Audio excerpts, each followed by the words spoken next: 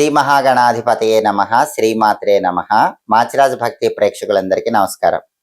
September నెలలో మేషాది ద్వాదశ రాశులకి మాస ఫలితాలు ఏ విధంగా ఉంటాయో, నెల మొత్తం విశేషంగా యోగించాలంటే ఎలాంటి ప్రత్యేకమైన పరిహారాలు చేసుకోవాలో, సెప్టెంబర్ నెలలో కలిసొచ్చే తేదీలేంటో, కలిసిరాని తేదీలేంటో, సెప్టెంబర్ నెలలో ద్వాదశ రాశుల వాళ్ళకి సంపూర్ణంగా మాస ఫలితాలు ఏ విధంగా ఉండబోతున్నాయో ఈ వీడియోలో మనం తెలుసుకుందాం. తదుపరి తులారాశి. తులారాశి వాళ్ళకి సెప్టెంబర్ నెలలో మాస ఫలితాలు పరిశీలిస్తే, సెప్టెంబర్ నెలలో తులారాశి వాళ్ళకి సంపూర్ణంగా అనుకూల ఫలితాలు కనిపిస్తున్నాయి. ప్రతి రంగంలో వారికి కూడా చక్కటి పురోభివృద్ధి ఏర్పడుతుంది. విద్యార్థులు తిరుగులేని విజయాలను విద్యారంగంలో అందిపుచ్చుకోగలుగుతారు. కాంపిటేటివ్ ఎగ్జామ్స్ రాస్తే మంచి ర్యాంకులు తెచ్చుకోగలుగుతారు. నిరుద్యోగులు ఇంటర్వ్యూలకు వెళితే క్వాలిఫికేషన్కి తగిన జాబ్ మంచి ప్యాకేజ్తో పొందగలుగుతారు. వ్యాపారంలో కూడా ఊహించిన దానికంటే ఎక్కువ లాభాలు పొందగలుగుతారు. వృత్తిపరంగా తులారాశి వాళ్ళకి సెప్టెంబర్ నెలలో సంపూర్ణంగా అనుకూల ఫలితాలు కనిపిస్తున్నాయి. అలాగే పనుల్లో ఎటువంటి ఆటంకాలు లేకుండా ఏ పని ప్రారంభించినా నల్లేరు మీద నడకలాగా ఆ పని సులభంగా పూర్తి చేయగలుగుతారు. అలాగే ఆరోగ్యపరంగా ఎటువంటి ఇబ్బందులు ఉండవు. ఇంతకుముందు ఎటువంటి ఆరోగ్య సమస్యలు ఉన్నా సరే వాటన్నిటి నుంచి సులభంగా బయటపడి చక్కటి ఆరోగ్య ప్రాప్తిని పొందగలుగుతారు. అదేవిధంగా ఖర్చులు అనేవి క్రమక్రమంగా తగ్గిపోతూ ఉంటాయి. దానివల్ల ధనాన్ని ఎక్కువగా కూడబెట్టగలుగుతారు. సమస్యల వల్ల వచ్చే బాధలన్నీ కూడా సమసిపోతాయి. ఎటువంటి సమస్యలు లేకుండా ఆనందాన్ని పొందుతూ ఉంటారు. కుటుంబంలో కూడా అందరూ ఒకే మాట మీద నిలబడతారు. కుటుంబ సభ్యుల మధ్య విభేదాలు ఉండవు. ఒకరంటే ఒకరికి పరస్పర ప్రేమాభిమానాలు పెరుగుతాయి. అన్యోన్య వాతావరణం కుటుంబంలో వెళ్ళి విరేయటానికి అవకాశాలు ఎక్కువగా ఉన్నాయి. అందరూ ఒకే మాట మీద నిలబడటం వల్ల కుటుంబంలో సభ్యులందరూ కూడా ఒక పథకం ప్రకారం వాళ్ళ వాళ్ళ రంగాలలో తులారాశి వాళ్ళు విజయాలను అందిపుచ్చుకోగలుగుతారు. అలాగే శారీరకంగా ఎటువంటి శ్రమ ఉండదు. కొద్దిగా కష్టపడితేనే మంచి అద్భుతమైన ఫలితాలు పొందగలుగుతారు. అలాగే దైవ సంబంధమైనటువంటి కార్యక్రమాల్లో కూడా పాల్గొంటారు. తీర్థయాత్రలు చేస్తారు, పుణ్యక్షేత్ర సందర్శనం చేస్తారు. దానివల్ల మానసికంగా అలౌకిక ఆనందాన్ని కూడా పొందగలుగుతూ ఉంటారు. ధార్మిక కార్యక్రమాలు, సేవా కార్యక్రమాల పేరుతో నలుగురికి చేతనైనంత సహాయం చేసే అవకాశాలు కూడా ఈ సెప్టెంబర్ నెలలో ఎక్కువగా కనిపిస్తున్నాయి. కాబట్టి మొత్తం మీద పరిశీలిస్తే సెప్టెంబర్ నెలలో తులారాశి వాళ్ళకి ఆర్థిక పరంగా, ఆరోగ్య పరంగా, కుటుంబ పరంగా చక్కటి అనుకూల ఫలితాలే ఉన్నాయి. వ్యతిరేక ఫలితాలు ఏవీ లేవు. కష్టసాధ్యమైన పనుల్లో కూడా మొక్కువోని ఆత్మవిశ్వాసంతో అద్భుత విజయాలు అందిపుచ్చుకోగలుగుతారు.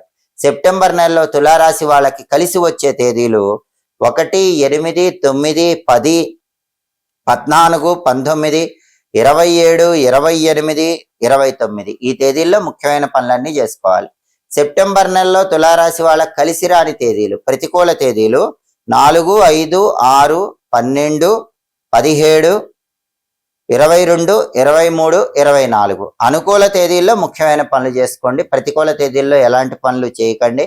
అలాగే సెప్టెంబర్ నెలలో ఎక్కువగా పూజించవలసిన దైవం పరమేశ్వరుడు. వీలైనప్పుడల్లా ఈ సెప్టెంబర్ నెలలో గురువారాలు శివాలయానికి వెళ్ళటం, శివ దర్శనం చేసుకోవటం, శివాలయంలో ప్రదక్షిణాలు చేయటం, శ్రీ శివాయ మహాదేవాయ ఐశ్వర్యేశ్వరాయ నమః ఈ మంత్రాన్ని ముఖ్యమైన పని మీద బయటికి వెళ్ళేటప్పుడు ప్రతిరోజు 11 సార్లు చదువుకొని వెళ్ళటం ద్వారా తులారాశి వాళ్ళు సెప్టెంబర్ నెలలో ఇంకా అద్భుతమైన శుభ ఫలితాలు అందిపుచ్చుకోవచ్చు. శ్రీ శివాయ మహాదేవాయ ఐశ్వర్యేశ్వరాయ నమః ఈ మంత్రం 11 సార్లు చదివి పని మీద వెళ్ళండి.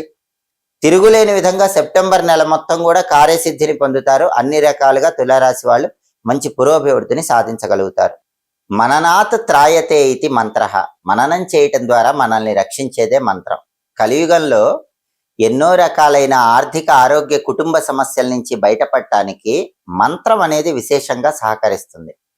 చిన్న చిన్న మంత్రాలు జపించుకుంటే జీవితంలో ఎదురయ్యే పెద్ద పెద్ద సమస్యల నుంచి సులభంగా బయటపడచ్చు.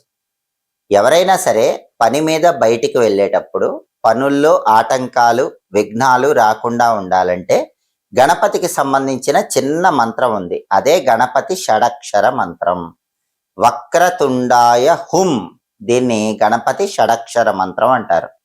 రోజు పని మీద బయటికి వెళ్ళేటప్పుడు ఒక 21 సార్లు లేదా 11 సార్లు వక్రతుండాయ హుం అనుకుని వెళితే పనుల్లో ఆటంకాలు ఉండవు, విఘ్నాలు ఉండవు, పనులు సులభంగా పూర్తవుతాయి. అలాగే ఏ పని చేసినా సరే ఆ పనిలో విజయం తొందరగా లభించాలంటే గణపతికి సంబంధించిన ఇంకొక చిన్న మంత్రం ఉంది. ఆఫీసులో ప్రమోషన్లు తొందరగా రావాలన్నా, వ్యాపారంలో లాభాలు తొందరగా రావాలన్నా, విద్యారంగంలో కాంపిటేటివ్ ఎగ్జామ్స్లో ర్యాంకులు తొందరగా రావాలన్నా, మనస్సులో ఏ కోరిక ఉన్నా సరే ఆ కోరిక తొందరగా నెరవేరాలంటే గణపతికి సంబంధించిన ఒక చిన్న మంత్రం ఉంది. ఆ మంత్రం ఏంటంటే గం క్షిప్ర ప్రసాదనాయ నమః. ఇది మంత్రం. క్షిప్ర ప్రసాదనాయ నమః అంటే ఏంటంటే మనసులో ఉన్న కోరికలు వెంటనే నెరవేర్చే గణపతికి నమస్కారం అని అర్థం. క్షిప్ర అంటే వెంటనే అని అర్థం. క్షిప్ర ప్రసాదనాయ అంటే వెంటనే నెరవేర్చేవాడు అని అర్థం. కాబట్టి గణపతికి సంబంధించిన గం క్షిప్ర ప్రసాదనాయ నమః అనే మంత్రం రోజు ఒక 11 సార్లు లేదా 21 సార్లు చదువుకుంటే మనసులో ఏ కోరికలున్నా ఆ కోరికలు తొందరగా నెరవేరుతాయి. ఇలా విఘ్నాలు పోవటానికి, కోరికలు తొందరగా నెరవేరటానికి గణపతి మంత్రాలు విశేషంగా సహకరిస్తాయి. అలాగే కలియుగంలో శత్రు బాధలు అనేవి ప్రతి ఒక్కరికి ఉంటాయి. కనిపించే శత్రువులు, కనిపించని శత్రువులని శత్రువులు 2 రకాలుగా ఉంటారు. ఈ శత్రు బాధలన్నీ పోగొట్టే సుబ్రహ్మణ్య మంత్రం ఒకటి ఉంది. ఆ మంత్రం ఏంటంటే ఓం స్కందాయ నమః. శత్రున్ శోషయాతి ఇతి స్కందః అని శాస్త్రం చెప్పింది. శత్రువులను శోషింపజేసేవాడు. శోషింపజేయటం అంటే భయపెట్టేవాడు కాబట్టి సుబ్రహ్మణ్య స్వామిని స్కందుడు అనే పేరుతో పిలుస్తారు.